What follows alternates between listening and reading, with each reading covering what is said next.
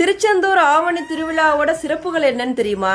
திருச்செந்தூர்ல சண்முகர் படைத்தல், காத்தல், அழித்தல் ஆகிய முத்தொழில்களை செய்கிற பிரம்மா, விஷ்ணு, சிவன் ஆகிய மும்மூர்த்திகளின் அம்சமாய் அருள் பாலிப்பவர். அவர் அந்த வடிவத்திலேயே வழிபடும் அற்புத திருவிழா தான் ஆவணி திருவிழா. ஆவணி திருவிழாவில் முக்கியமானது 7ஆம் திருநாளும் 8ஆம் திருநாளும் தான்.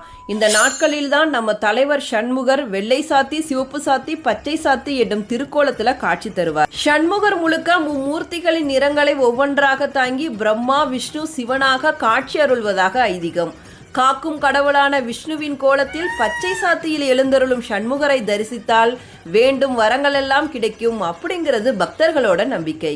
இந்த வருஷம் ஆகஸ்ட் 30ஆம் தேதி மாலை 4:30 மணிக்கு சிவப்பு சாத்தியிலும், ஆகஸ்ட் 31ஆம் தேதி காலை 5 மணிக்கு வெள்ளை சாத்தியிலும், காலை 10:30 மணிக்கு பச்சை சாத்தியிலும் முருகப்பெருமான் எழுந்தருள்வார்.